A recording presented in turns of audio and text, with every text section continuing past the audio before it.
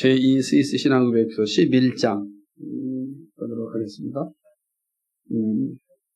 스위스 신앙고백서 제11장 예수 그리스도 참 하나님과 참 인간이시오 이 세상의 유일한 구주에 관하여 함께 생각해 보고자 합니다. 이 내용이 만만치 않기 때문에 한 두 번이나 세 번 정도 가야 될 것 같은데 그래도 뭐 크게 어렵진 않아요. 우리 다 알고 있는 내용인데 제2 신앙고백서가 그 어떤 신앙고백서보다도 좀 잘 설명을 잘해놓은 그런 신앙고백서다. 그래서 우리가 잘 배우고 있다라고 생각합니다. 여러분이 잘 이거를 가지고 또 이해하고 있으면 앞으로 신앙생활 하는데 매우 중요한 힘이 되리라 생각합니다. 우선 첫 번째로 오늘은 이제 11장의 핵심이고요. 예수님은 하나님이시자 인간이시다. 두 본성을 가지고 계신다라고 하는 사실입니다. 이게 니케아 신앙고백서에 나타난 거, 그래서 381년 콘스탄티노플 제2차 공의회에서 확정된 거, 이런 내용들을 이제 이 제2 시스 신앙고백서에서 명확하게 다시금 확인하는 작업이다라고 볼 수 있습니다. 첫 번째, 그리스도는 참 하나님이시다라는 사실입니다. 그러니까 그리스도는 참 하나님이시다라고 하는 사실은 그리스도가 신성을 가지셨다라는 의미를 이제 가지고 있는 거죠. 하나님이십니다. 우리는 하나님의 아들, 우리 주 예수 그리스도께서 영원 전에 아버지 하나님에 의하여 이 세상의 구주가 되시도록 미리 작정되셨고 예정되셨다는 사실을 믿고 가르친다. 이 명제를 잘 알고 있어야 됩니다. 예수께서 영원 전에 아버지 하나님에 의하여 이 세상의 구주가 되도록 미리 작정되었고 예정되었다 라고 하는 겁니다. 우리는 이거를 창세전에 일어난 구원 협약 혹은 구원 언약이라고 이야기하는데, 이 구원 협약을 통하여서 예수 그리스도 성자께서 인류를 구원하시기 위하여서 구주가 되시도록 미리 작정되었다라고 하는 사실입니다.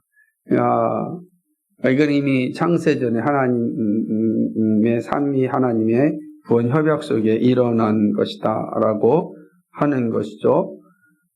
그렇기 때문에 이제 이거에 대해서 이단들은 이제 트집을 잡고 있는 요소들이 있습니다.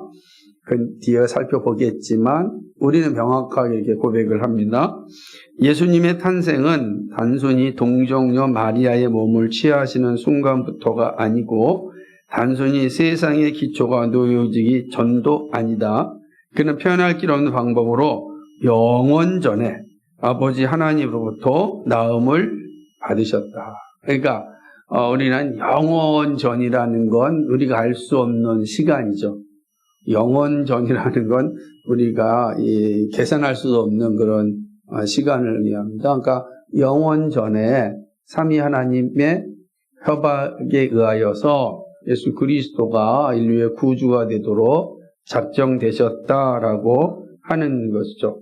그러니까 예수님이 동정녀 탄생, 마리아로부터 몸을 입는 순간, 육체로 입는 순간부터 우리의 구주가 되도록 작정된 게 아니고 영원 전에 이미 작정되었다라는 사실을 우리는 고백하게 됩니다. 이사야는 이렇게 얘기합니다. 53장 8절에 그 세대 중에 누가 생각하기를 그가 산 자의 땅에서 끊어짐은 마땅히 형벌받을 내 백성의 허물을 인함이라 하였으리요 라고 말했고, 그렇죠? 그러니까 우리 인간의 이 허물, 죄로 인한 이 허물을 다 담당하시기 위하여서 언제요? 영원 전에 작정되었다.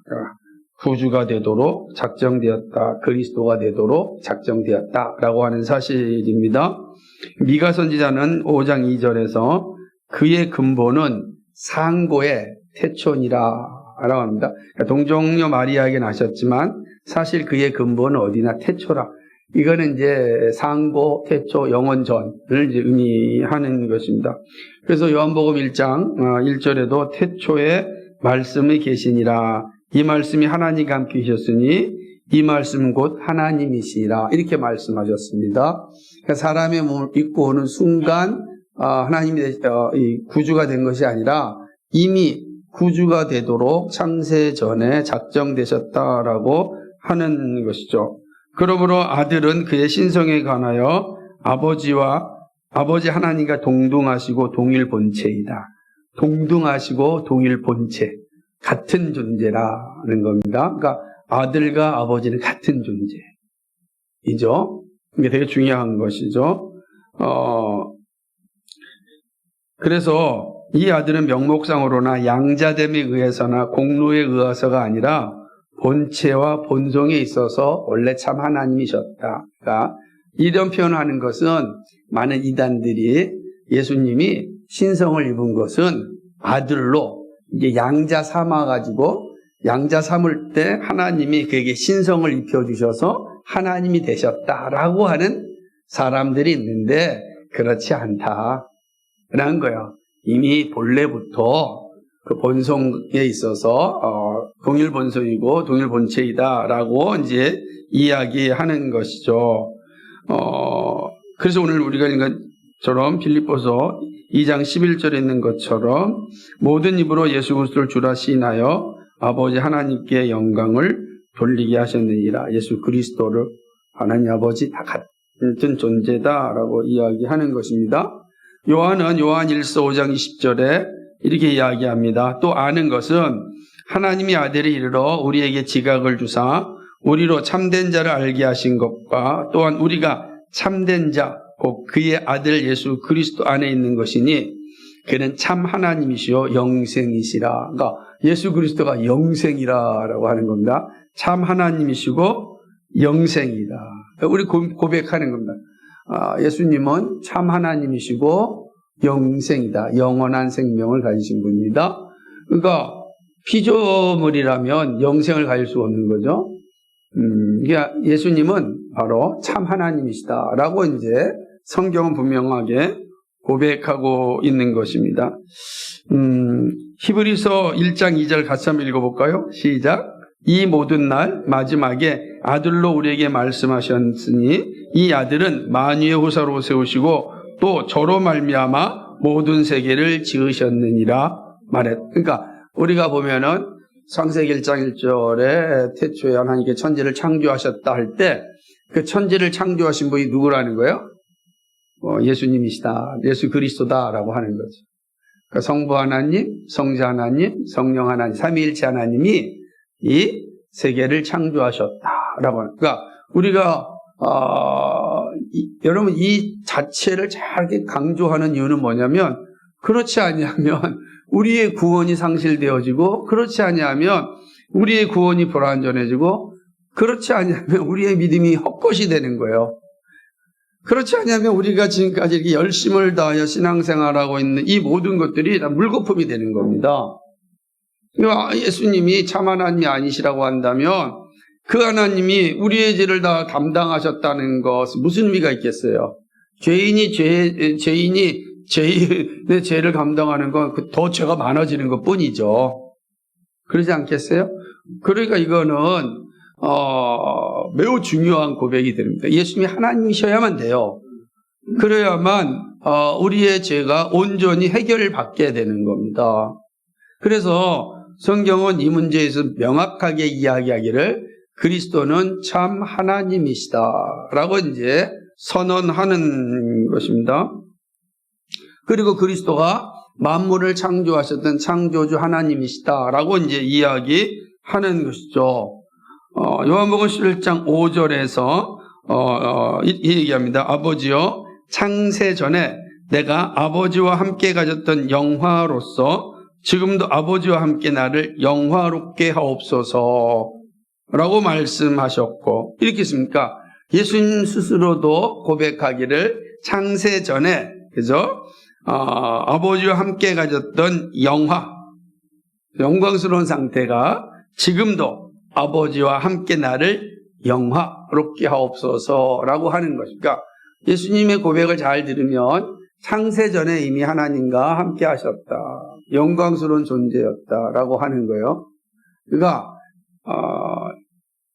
이제 이단들은 이 문제를 삼고서 예수님이 영화롭게 된 것은 하나님이 그를 신성으로 삼아주 피조물이었는데 그를 신성으로 삼아 양조로 삼거나 양자로 삼아서 그의 신성을 입혀주자 그가 영화로운 상태가 되었다라고 이야기하는 거예요. 그러나 성경은 그렇게 하지 않고 창세전에 이미 하나님과 같은 영광스러운 상태였다라는 것을 이야기하죠. 그래서 예수님은 하나님이시다라고 이야기하는 것입니다. 또 동일 복음서 요한복음 5장 8절 한번 읽어볼까요? 시작. 유대인들이 이를 인하여 더욱 예수를 죽이고자 하니 이는 안식일만 범할 뿐 아니라 하나님을 자기의 친아버지라 하여 자기를 하나님과 동등으로 삼으심이라고 했다. 그러니까 이 유대인들이 볼 때는 예수님이 하시는 말씀이 기가 막힌 거죠. 근데 예수님은 나와 하나님은 하나이시다 이렇게 얘기해요. 나와 아버지는 하나다 라고 얘기하는 거니까 예수님이 누구시라는 거 하나님이시다. 그러니까 하나님이라는 건 예수님이 신성을 가지셨다라고 하는 것을 성경은 아주 명확하게 가르치고 있습니다. 그러니까 예수 그리스도는 참 하나님이십니다. 그렇기 때문에 우리의 참 구주가 되는 겁니다. 뒤에 자연스럽게 나와요, 그게. 그러나 우리는 이 전제가 분명해야 돼요.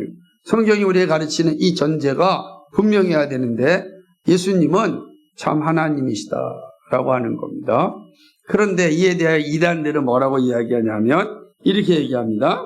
우리는 예수 그리스도의 하나님의 아들됨을 반대하는 아리우스와 아리우스주의자들의 불경건한 교리를 싫어한다. 싫어한가? 이 배척가 이단이니까. 381년 콘스탄노플 2차 공회에서 이 아리우스는 이단으로 정죄가 됩니다. 381년에. 우리가 2025년이잖아요. 그러니까 이미 오래전에 이단으로 정죄됐는데 아리우스주의자들의 핵심이 뭐겠습니까? 그는 예수님의 신성을 부정하는 거예요. 예수님이 그냥 아주 탁월한 피조물이지 하나님이 아니다라고 이야기하는 겁니다. 그러니까 이런 생각을 가지고 있는 것은 나중에 이제 20세기 유니테리언주의자들도 그렇고 우리나라에 있는 여호와의 증인들도 이런 같은 생각을 가지고 있는 겁니다. 그래서 예수님의 삼위일체를 부정해요. 여호와의 증인. 여러분 주변에 보면은 그 무슨 이렇게 책장 같은 거 갖다 놓고 막 팔잖아요. 그 여호와의 증인들이에요. 나눠주고 하는 거 길거리 가면 그 사람들은 381년에 이미 이단으로 정죄된 사람들이에요. 근데 아직까지 살아있는 거죠. 그러니까 왜냐하면 자꾸만 색깔을 바꿔가지고 옷을 바꾸면서 미혹하면서 나타나는 거예요. 그러니까 우리 정확히 알아야 돼요. 이미 그 사람 381년에 이단으로 된 무리들이 또 미혹해가지고서 지금도 이게 암약하고 있는 거죠. 그러나 우리는 명확히 아는 겁니다. 예수님이 하나님이심을 부정하는 자들은 이단이다 라고 하는 것을 이미 초대교회 때 결정한 거예요. 그러니까 이미 그러니까 우리가 이거를 잘 알고 있는 게 중요합니다.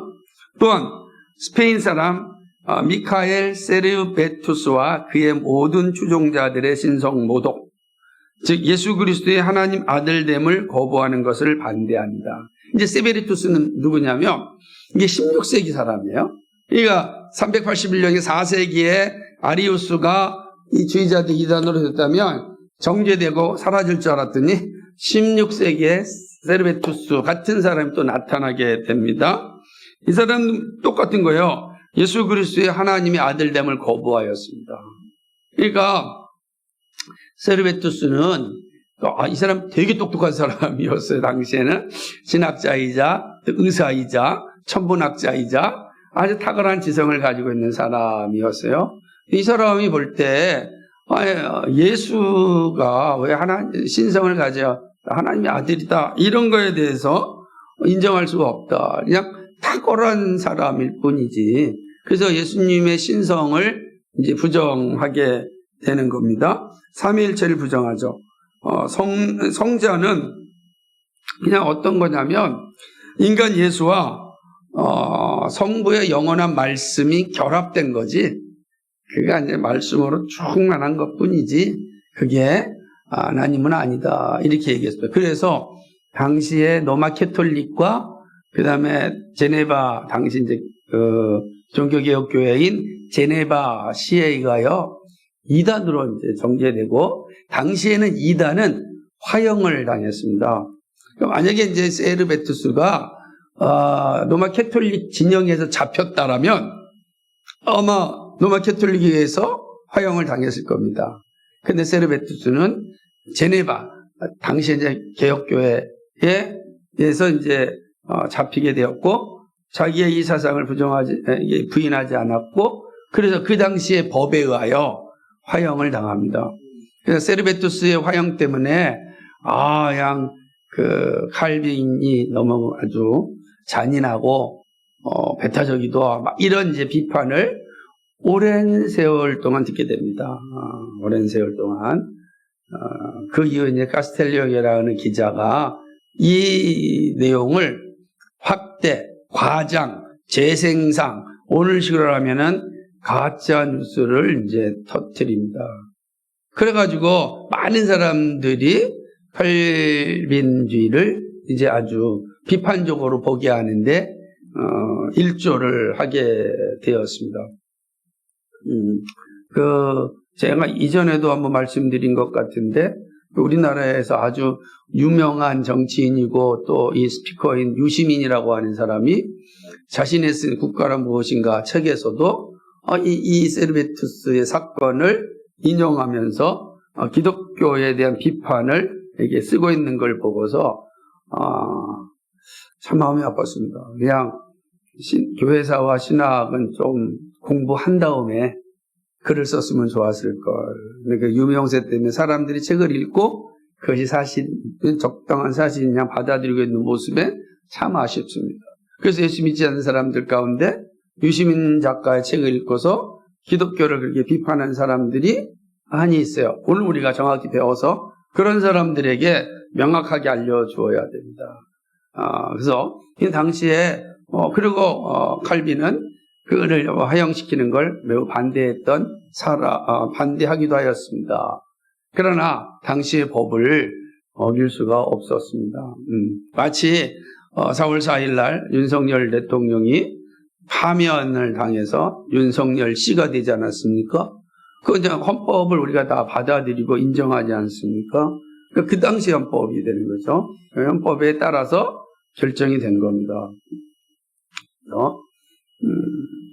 이제 아마 이후에 이제 형사법에서 내란죄에 이제 판결을 받게 되고 결정이 날 겁니다. 그 결정난 법에 대하여 우리가 그 현실, 그 시대 속에선 그걸 받을 수밖에 없는 상황이 될 것입니다. 그죠? 그러게 역사 속에서 어떻게 이렇게 만들어질지는 이제 몰라요. 우리 그 다음 역사는.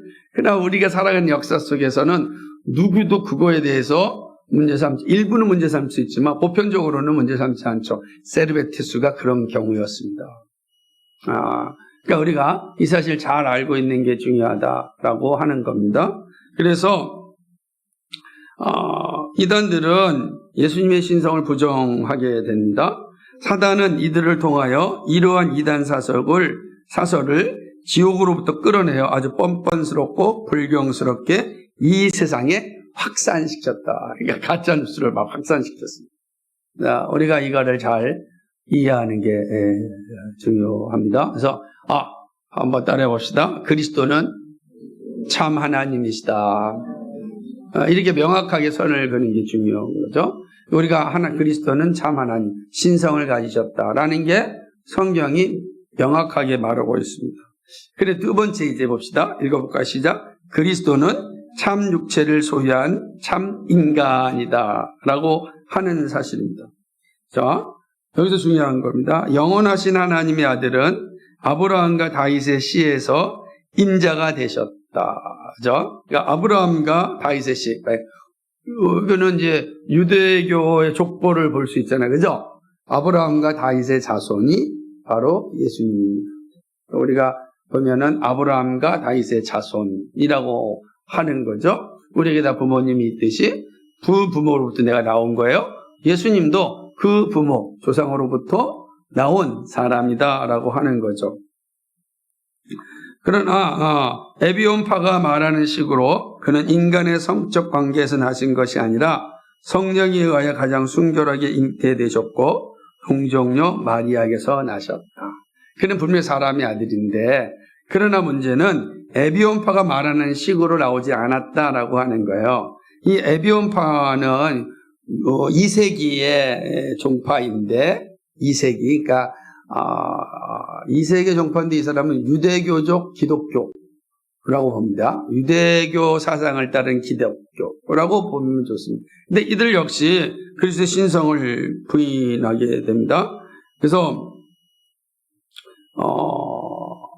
우리는 예수님이 동정녀, 처녀에서 성령으로 탄생하셨다라고 이제 성경은 말하는데 에비온파는 그러지 않고 처녀의 탄생을 이제 부정합니다. 단식이냐 유대인의 한 자손으로 왔다라고 이야기하는 것이죠. 그래서 이 시스만 고백서에서는 뭐라고 표현하냐면 에비온파가 말하는 식이 아니라 우리는 성령에 의하여 동정녀에게서 사람으로 태어나셨다. 이렇게 보는 겁니다. 이에 관하여 복음서의 역사는 우리에게 주의 깊게 설명한다. 바울 역시 그는 천사의 본체를 취하신 것이 아니라 아브라함의 씨를 취하셨다고 말했고 사도 요한도 말하기를 누구든지 예수 그리스도가 육체를 취하셨다는 것을 믿지 않으면 하나님으로부터 온 자가 아니라고 했다. 그러므로 그리스도의 육체를 공상적인 것이요 하늘에서 가져온 것이라고 주장하는 발렌티누스와 말시온의 생각은 전혀 잘못된 것이다. 여기서 발렌티누스, 말시온, 영지주의자들을 얘기하는 겁니다. 당시에 영지주의자들을 그러니까 육체는 공상적인 것이고 하늘에서 가져온 것이라고 주장하는 이런 사람들은 나중에 보게 되면 이제 아폴리누스 같은 사람도 그런 표현을 하는 거예요. 그러니까 이런 것들이 초대 교회가 막 시작되어졌을 때 수없이 많은 이단들이 나타나서 성경에서 말하는 것이 막 이렇게 왜곡하려고 할 때 믿음의 선배들은 정확하게 콘스탄티노플 니케아 공의회 325년에 니케아 공의회 381년에 콘스탄티노플 공의회에서 명확하게 그리스도는 하나님이시고 사람이시다라고 하는 것을 이렇게 확정을 짓게 됩니다. 그래서 이제는 우리가 흔들리지 않지만 그러나 이 16세기와 종교개혁 시대에도 여전히 이러한 이 무리들이 남아있기 때문에 다시금 신앙고백서를 통하여서 우리의 믿는 바가 무엇인지를 명확하게 선언한 겁니다. 그리고 지금 21세기가 됐잖아. 21세기 우리도 마찬가지입니다. 그러니까 우리도 여전히 초대교회에서 결정했던 내용들을 다시금 확인하는 거야. 왜냐하면 지금도 이 잔존 세력들이 남아서 끊임없이 그리스도의 신성을 부정하는 자들이 여전히 있기 때문에 신성과 인성을 가지신 예수 그리스도를 부정하는 말씀드렸던 여호와의 증인과 같은 자들이 여전히 잔존하고 있기 때문에 그렇습니다. 그리고 우리나라에는 유니테리언이 좀 적지만 그리스도의 신성을 부정하는 근데 미국에는 유니테리언주의자들이 정말 많이 있어요. 그러니까 그런 측면을 본다면 아직도 이 세계에는 이런 381년에 이단으로 정죄했던 사람들이 여전히 남아가지고서 교회를 흔들고 있는 모습을 볼 수가 있다라고 하는 것이죠. 그렇다면 그리스도는 참 육체를 소유한 참 인간이다라고 하는 내용이 무엇인가? 그리스도 안에 있는 이성적 영혼이다. 뿐만 아니라 우리 주 예수 그리스도는 아폴리나리스가 생각했던 것처럼 감성과 이성을 결핍한 영혼을 가지신 것이 아니다. 이 사람도 나타난 겁니다. 이 아폴리나리스는 뭐냐면 예수님을 향하여 육을 지닌 하나님 이렇게 얘기합니다. 육을 가지신 하나님이라는 거예요. 그 아폴리아리스는 성부 하나님께서 동정녀의 몸을 통하여 사람으로 오셨다라는 것을 인정하지 않고 창세 전에 이미 성부 안에 육체를 가지고 있었다. 육체를 가지고 있었던데 그 육체를 가지고 동정의 몸을 빌려서 오신 거다. 그러니까 동정녀 마리아의 몸을 입고 육체로 나오신 예수님이 아니라 원래 창세 전에 이미 육체를 가지셨다라고 이제 이야기하는 거죠. 그래서 육체를 갖고 태어난 다음에 신성과 육을 혼합한 거다라고 하는 겁니다. 그게 뭔가 신성과 육체가 혼합되어져 있다. 예수님은 왜요? 신성과 육체가 혼합되어져 있는 사람이다. 혼합되어져 있다. 육을 입고 왔으니까. 그렇게 되면 뭐가 되냐면 신성과 육체가 혼합되어졌다 할 때 그 육체를 어떻게 볼 것이냐가 이제 문제가 되는 겁니다. 그래서 육체와 신성이 혼합되어졌다. 그러면 그 신성이 온전한 거겠습니까? 그냥 육체가 혼합되어져 있으니까. 그러니까 이 사람은 그렇게 이야기한 거죠. 신성과 육체가 혼합되어져 있다. 참 어떻게 하든지 간에 성경의 가르침을 무너뜨리려고 하는 세력들이 초대교회부터 암약하였습니다. 그래서 이 논쟁이 교회를 어렵게 하니까 교회 회의에서 하나일 때 다시 모여서 그게 성경이 말하는 것이 합당한지를 확인하고 아니다라고 결정해서 이단으로 이제 처리를 하게 됩니다. 그래서 이 아폴리다리스 역시 이단으로 정죄가 됩니다. 그랬더니 또 유노미우스라고 하는 이 사람이 또 나타나게 됩니다. 그러니까 이 유노미우스도 혼자 와서 뚝 떨어진 것이 아니지만 이 유노미우스도 뭐라고 얘기했냐면 유노미우스가 가르친 바 영혼 없는 육체만을 지지신 것도 아니다. 이렇게 우리는 고백하는 무슨 말이냐면 이게 유노미주의인데 예수님은 아주 탁월한 피조물이지 하나님이 아니시다. 이렇게 이야기한 거죠. 그러니까 탁월한 피조물이에요. 탁월한 피조물. 그런데 그는 하나님은 아니시다. 이렇게 가르쳤습니다. 그러니까 우리가 너무 탁월하면은 야 마치 신과 같다 이러잖아요. 너무 탁월하면 그러잖아요.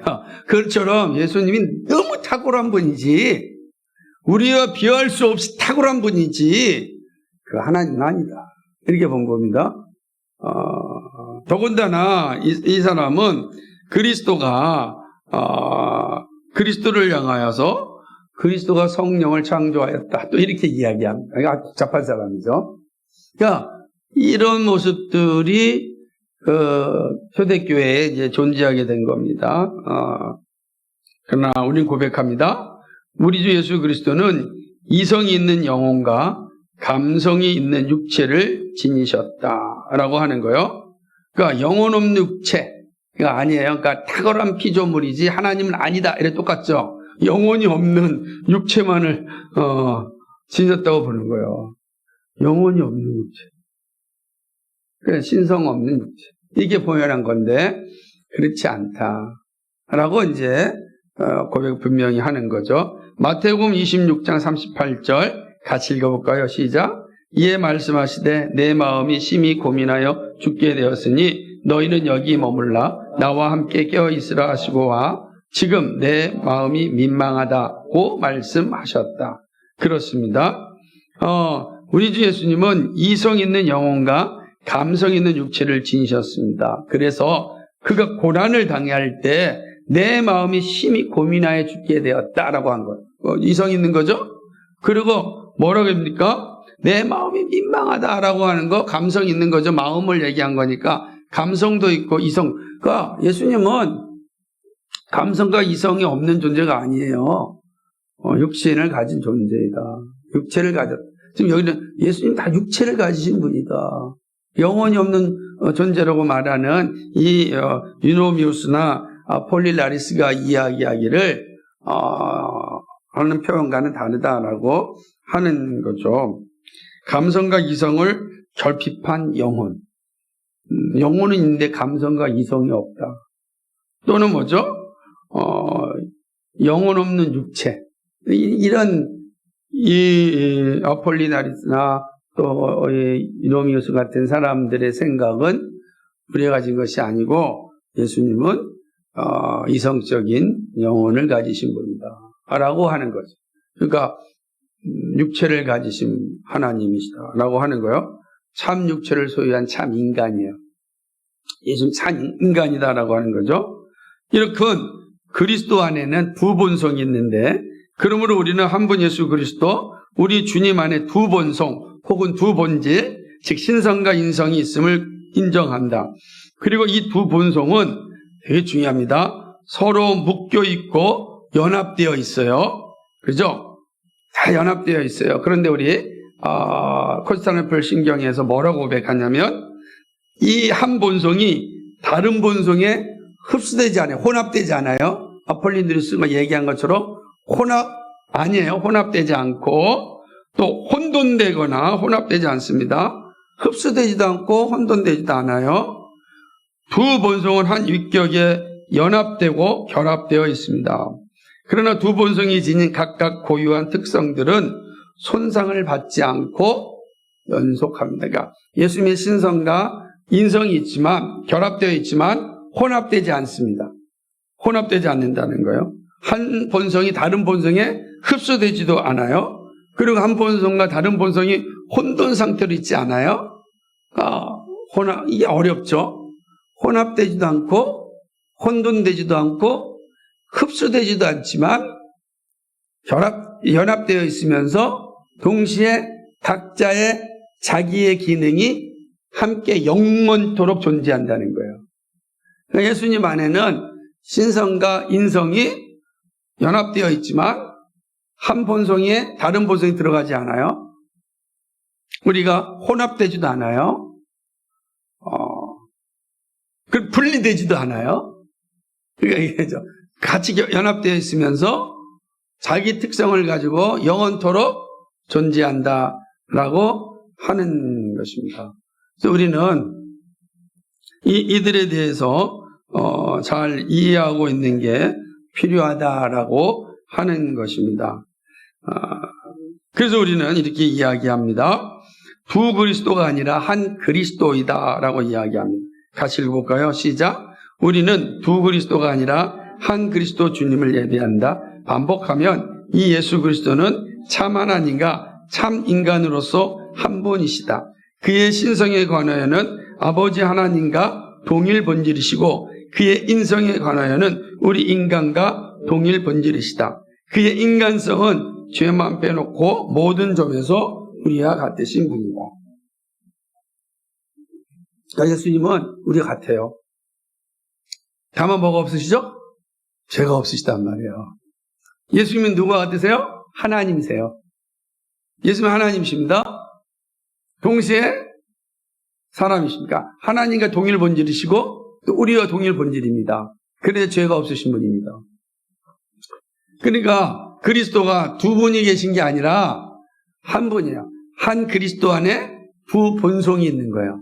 신성과 인성으로 존재한다라고 하는 것이죠. 그러나 대부분의 이단들은 그러지 않고 두 본성을 존중하는 것이 아니라 단선론을 한 본성만 가지고 있다라고 주장하는, 그러니까 인성만 가지고 있는 존재들, 신성만 가지고 있다라고 하는 이단들이 존재하게 되는 거죠. 그러나 우리는 그렇게 보지 않고 예수님은 신성과 인성을 가지신 한 그리스도입니다라고 고백하는 것은 보게 됩니다. 그래서 그 이단들의 내용은 다음 주에 이어가면서 보도록 하겠습니다.